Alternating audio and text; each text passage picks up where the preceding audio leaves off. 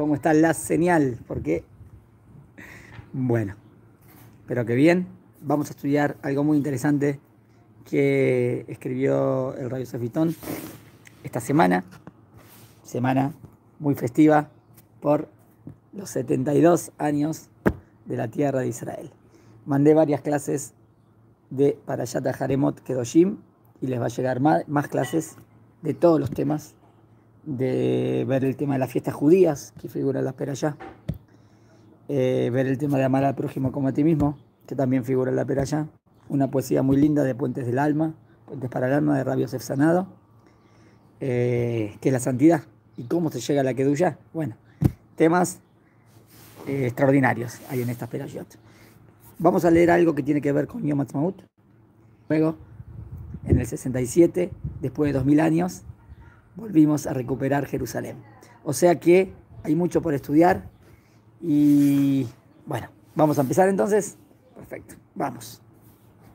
Dice así: la victoria de Israel en la guerra de su independencia, que comenzó el 15 de mayo de 1945 y duró 10 meses, no tiene precedentes en los anales de la historia militar. Presta atención, ¿eh? En la guerra de la independencia no tiene precedentes en los anales de la historia militar. Esto se debe, por un lado, al increíble coraje, ingenio y sacrificio de nuestros líderes y nuestros soldados, que lo dieron todo para triunfar. Y, por supuesto, y lo más importante, a la intervención divina, que batalla tras batalla, milagro tras milagro, lo hizo posible. Para entenderlo mejor, es importante recordar lo siguiente. Primero, la comparación del poderío militar. Vamos a ver, entre el pueblo de Israel, cuando empieza la guerra de la independencia, y los países árabes. El mismo idea que Israel declaró su independencia, las tropas británicas que habían estado allí desde 1922 abandonan Israel. Inmediatamente después, esa misma noche, los ejércitos árabes comenzaron su ataque para destruir al recién nacido Estado de Israel. Los árabes, o sea, enseguida, no nos dejaron ni un segundo para disfrutar. ¿Está bien? Nos independizamos y enseguida nos atacan. Ya lo habían dicho. Los árabes tenían absolutamente todo a su favor. ¿En qué nivel? ¿O en qué sentido? A nivel político y a nivel militar. Todo a favor de ellos, político y militar. Explico. Siria, Egipto, Líbano, Irak y Jordania, 5, se habían independizado unos años antes y tanto Inglaterra como Francia les había vendido armamento para que tuvieran un ejército organizado. ¿Entienden? Empezamos por las ventajas que tienen ellos. Ya fueron independizados mucho antes y también le habían vendido armas, Inglaterra y Francia, y tenían ejército organizado. Bueno, ¿y nosotros qué? Vamos a ver. Israel, por el otro lado, recién se acababa de independizar, en ese mismo día, dijimos. Inglaterra, Francia y los Estados Unidos habían declarado un estricto embargo de armas, que prohibía al mundo entero, prohibía a todo el mundo, venderle armas a Israel. ¿Cómo nos vamos a defender? Los otros tienen ejércitos armados, nosotros no. A ellos le vendieron todas las armas, los organizaron, nosotros tienen prohibido vendernos armas. ¿Y cómo vamos a hacer? Al comenzar el conflicto armado, la diferencia entre el poder militar de Israel y el de los ejércitos, recién explicamos a nivel político la ventaja que tienen ellos, a nivel militar.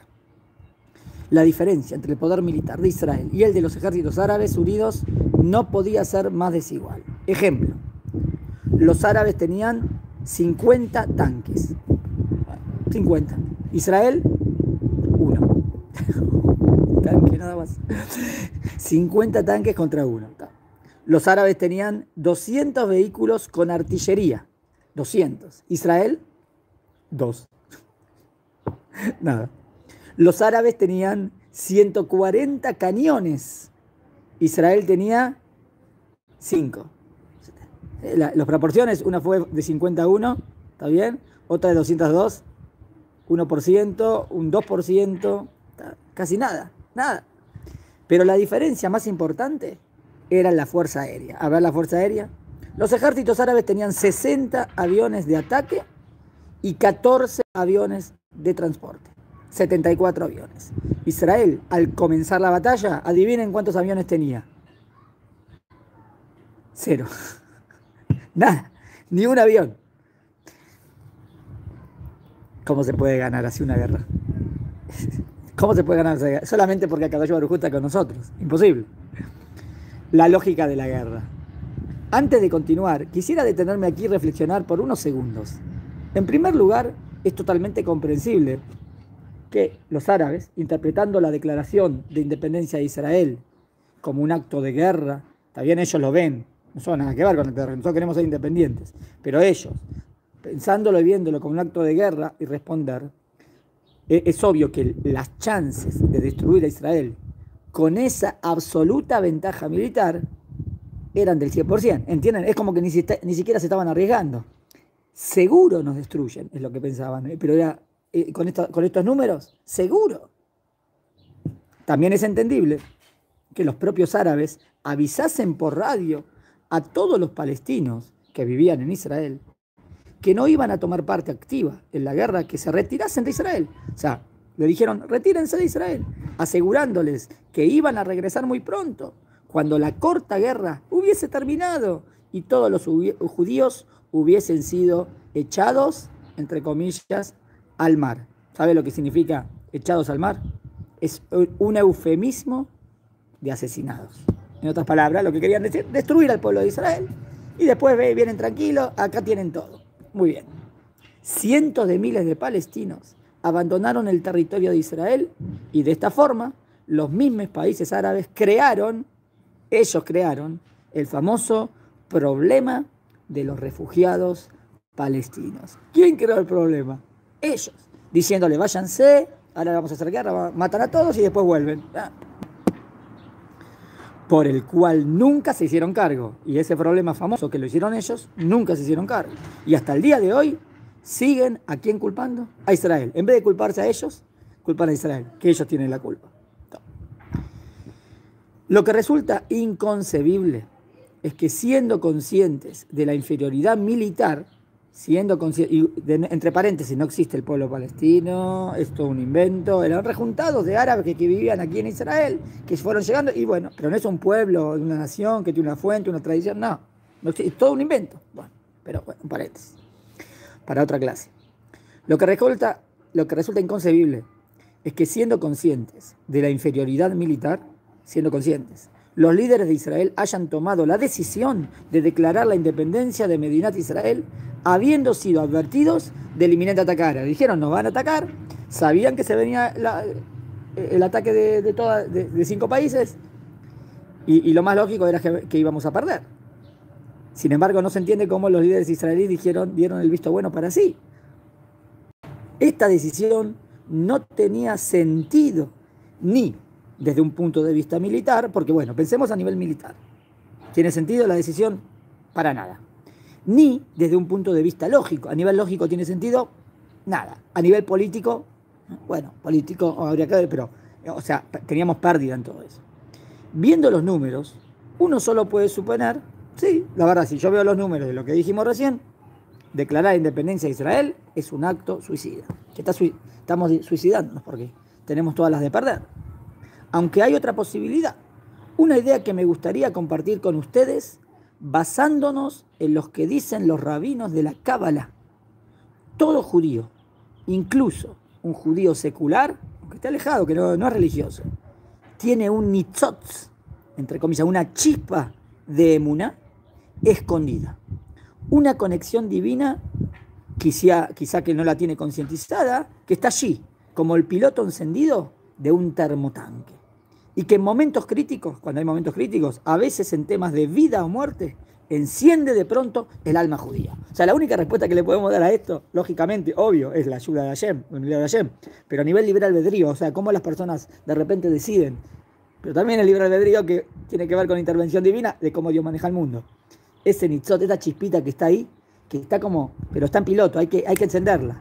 Y eso es lo que puede dar fuerza de repente a esta decisión que no tiene ningún sentido. Y que en momentos críticos, a veces en temas de vida o muerte, enciende de pronto el alma judía. Creo, dice el Rabbi Yosef Bitton, que David Ben Gurión y todos los líderes israelíes seculares, porque si vos decís religioso o que van en camino de Hashem, siempre está la emuná, siempre está la fe es la fuerza de todo, 100%. Y eso, así vamos. Pero aquí es la pregunta, pero estamos hablando de un mundo secular, no un mundo que se guiaba por la fe. Entonces, ¿cómo toman esta decisión que no tiene ninguna lógica? ¿Entienden? En el mundo secular, que lo que va a ser, bueno, si es lógico decido, si no, no. Que verifico a nivel militarmente, políticamente. Eso es el mundo en que se rige normalmente. Entonces, no tiene ninguna lógica que tome la decisión de declarar la independencia. ¿Entienden? Eso es lo que lo que no entiende el Rabbi. El Rabbi dice, acá tiene que haber, es ese piloto que está ahí, que se encendió. Creo que David Ben Gurión y todos los líderes israelíes seculares de ese tiempo tuvieron un momento de inspiración divina cuando decidieron declarar el establecimiento de Israel. ¡Wow! Interesante, un momento de inspiración divina. Obvio, Nebuá, profecía, pero hay algo que explica así Rambam en el Moreno Bujim de Ruach Elohim, inspiración divina, que de repente grandes líderes del pueblo de Israel a lo largo de la historia, de repente tienen ese Ruach para hacer algo importante. Y aquí lo está relacionando así. Cuando decidieron declarar el establecimiento de Israel, una chispa inconsciente de fe, que encendió su fe judía y los llevó a actuar como, ¿qué caso tenemos parecido? Nachshon ben Aminadab, el hombre que cuando el pueblo judío estaba escapando del faraón, se metió al mar hasta que el agua le llegó a sus narices y continuó seguro de que el mar se iba a abrir. ¿Se acuerdan el ejemplo que dicen que teníamos que cruzar el mar rojo y nadie se atrevía? Entonces, es verdad que aquí el ejemplo sería una persona, Nachshon ben Aminadab no es que no era Giloni, era Datí, en el camino de Hashem, pero venían de la esclavitud, venían de Mitzrayim. Está bien, es verdad, hay que venir a nivel Datí, no Datí. Recién salimos de Egipto. Entonces como que todos tenían miedo, y él se animó y se metió. Está bien, entonces lo podemos relacionar perfectamente. Y se arriesgó hasta el final, porque teniendo fe que se iba a abrir las aguas. Y se abrieron las aguas, según el Midrash, ¿no? Pero muy linda explicación. Entonces podemos compararlo, como ese Nachshon ben Aminadab. El hombre que cuando el pueblo judío estaba escapando del faraón, se metió al mar hasta que el agua le llegó a sus narices y continuó, seguro de que el mar se iba a abrir. Los líderes de Israel, milagrosamente, si se quiere, se entregaron a un milagro que tenía que ocurrir. Es como que tomaron una decisión que no tiene ninguna lógica y solamente es apoyada en un milagro.